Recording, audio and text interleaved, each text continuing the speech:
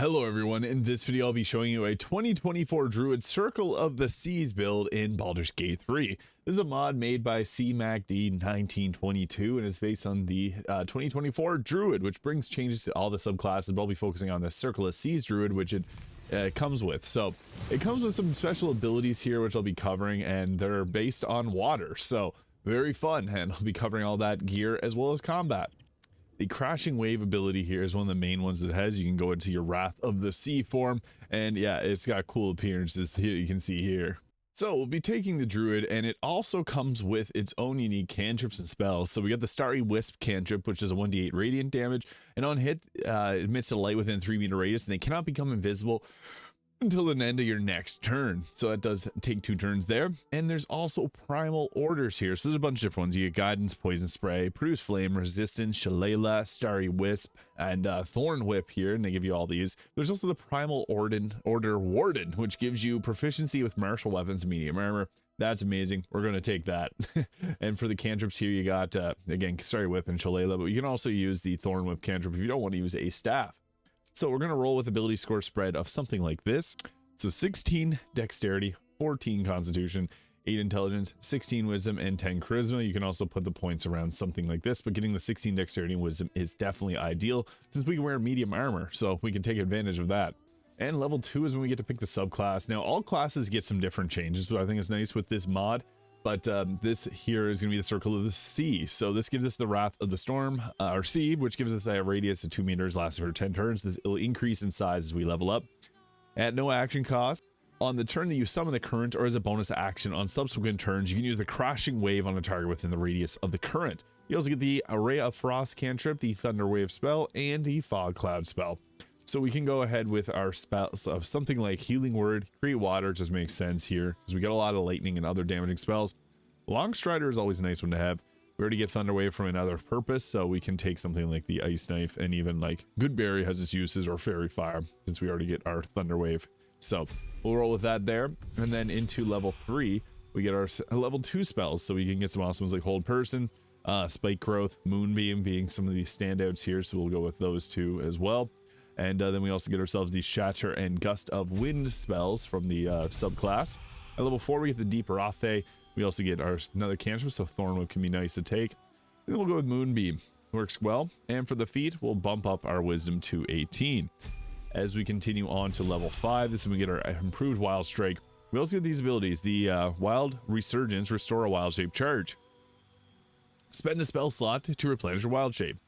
And you can spend a Wild Shape charge to replenish his level 1 spell. The big thing here is level 5, we get Lightning Bolt. So we can do a Lightning Bolt and a Crashing Wave attack on a turn. It's pretty good damage, but not brokenly overpowered.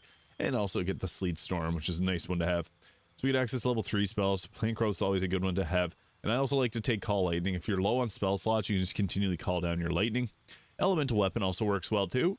So we'll roll with that there. We get some other cool abilities as we get a little further down. At level 6, we get the Aquatic Affinity. The radius of the Wrath of the Sea is increased to 4 meters. In addition, while it's active, you ignore the effects of normal water, electrified, and frozen surfaces, which is huge. And we also get the ever-powerful Owl Bear. You can take like Revivify or Warden of Vitality here if you want something a little different. Feel free to go ahead with any of the other spells there. Into level 7, this is when we get Ice Storm and Everard's Black Tentacles, and we get the Elemental Fury. So this gives us a choice between potent spellcasting at our Wisdom modifier to cantrips or Primal Strike. Once in each of your turns, when you hit a creature with an attack using a weapon or attack in Wild Shape, you can cause the damage to increase by a 1d8 of cold, fire, lightning, or thunder. You can choose when you hit. How cool that is the reason I'm going to go with that there, just to show it off a little bit further. And we get level 4 spells, so Miner and Woodland being 2 great spells to take, as well as the Confusion spell. And there's also the Fount of Moonlight, doing 2d6 radiant damage. A cool light wreaths your body for the duration, emitting a bright light 9 meters around you. And you get resistance to radiant damage, and your attacks deal additional 2 to 12 radiant damage. Pretty cool. So it also has some different spell list additions there. So we can take something else if you really want, like Blight, Wall of Fire is nice, and Grasping Vine being some other good choices. For the feat, we may as well max our Wisdom out, or you can put a bonus to your Wisdom or Constitution, depending on how you want to roll. Level 9, we get ourselves a Major Elemental and Hold Monster. 2 really great spells. We also get to take Insect Plague, which is nice, and Cone of Cold, which is very powerful. So you can see we got a very well balanced spell book here. That's one of the nice things about this update, is it gives the Druid more spells. At level 10, you get your Stormborn, your Wrath of the Sea confers 2 additional benefits. You can fly an equal distance equal to your movement, and you get resistance to cold, lightning, and thunder damage. You also get the Dilophosaurus. So we'll just continue along with that. And for our prepared spells, it's not a bad idea to have a healing, I guess, like Mass Cure Wounds if you really want something like that. But I'm going to take the Fountain of Moonlight because it's a cool new spell that's added with this mod. Level 11, Flesh to Stone, Sunbeam, you name it, you got it. May as well take a Sunbeam there. It's just a decent spell to have. Heal is also quite nice, and it has a unique interaction with the Dark Urge if you're not aware. At level 12, we finally get to max that all out. You can take a single level of like the War Cleric if you want to get bonus action attacks. Not a bad idea, but it does override with our writhing current there. So we can just go with like a heal spell, or Hero's Feast is even nice because you get some with Cloud Kill, it'll allow you to stand in the clouds. Now we'll go with an increase to our dexterity, the Alert feat, or if you don't want to use the Constitution Amulet, you can go with the Warcaster feat. I think that going with our medium armor and higher dexterity works pretty well, so we'll go with something like that. So in terms of gear, we can go with a medium armor here to get ourselves a 26 armor class, which is quite nice. It doesn't impede our spell slot because we get that medium armor proficiency from the subclass, or from the choice we got at level 1. I also like the Hood of the Weave for bonus to spell saves, and Cloak of Protection for better armor class. Any cloak really works. There's only a few in the game that are decent. Armor of Agility can add our full dexterity modifier. If we go with the higher dex, that works very well. However, you can even go with like the armor of the Landfall there, which is what I was wearing earlier in this video. It's meant to be on a druid, so it can work well, but I just like the armor of Agility. Also, the Gloves of the Beleaguered Skies, since we're going to be using Thunder, Radiant, and Lightning damage, so you may as well get a nice benefit out of that. And also like the Boots of Stormy Clamor, whenever you stack Reverberate, or whenever you attack, you can apply Reverberation. I'm also rolling with the Snowburst ring, which is nice. However, we can also go with like the Coruscation ring, which can add Radiating Orbs, further enhancing our spellcasting. And Ring of Protection, better armor classes, just gives us the most peak survivability.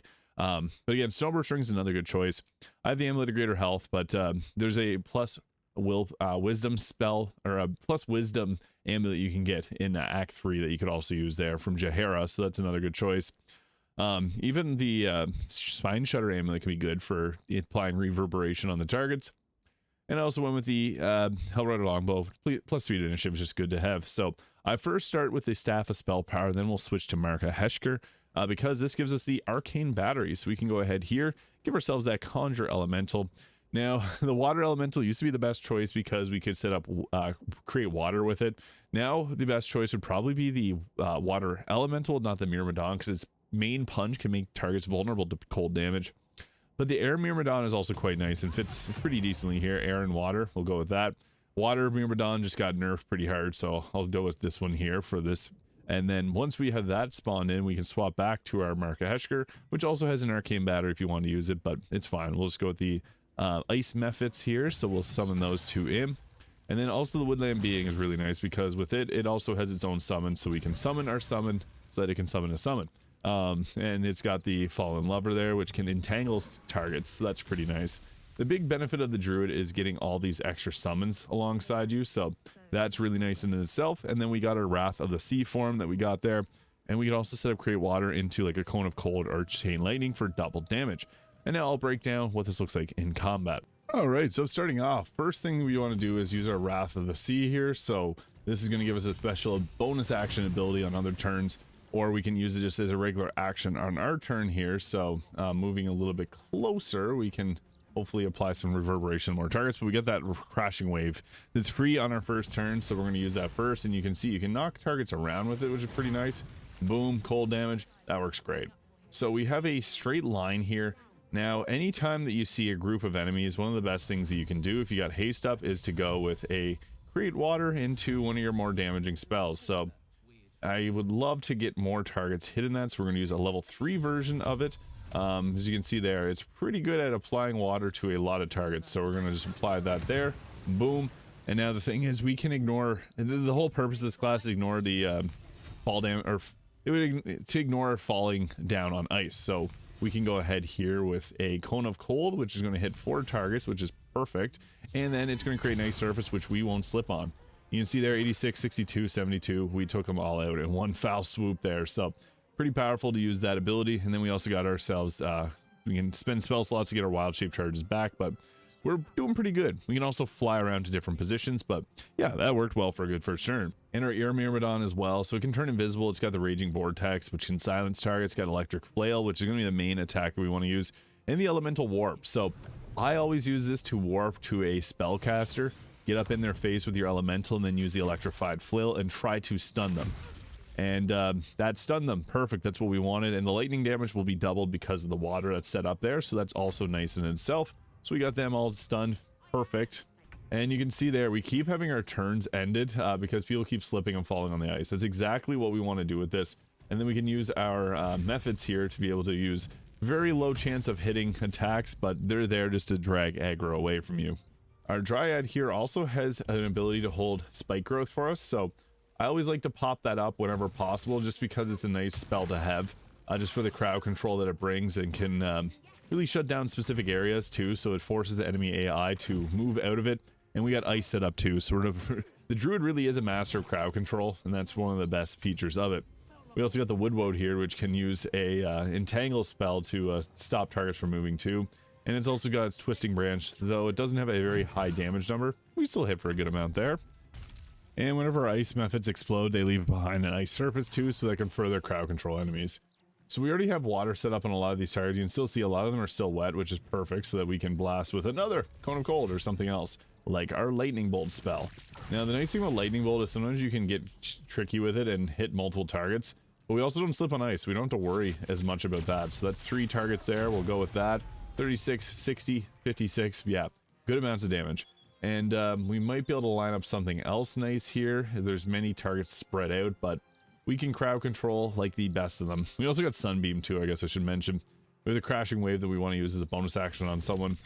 And we can hit 2 targets with this, so we may as well do that. Boom. I should have moved my Myrmidon before doing that, because I could have.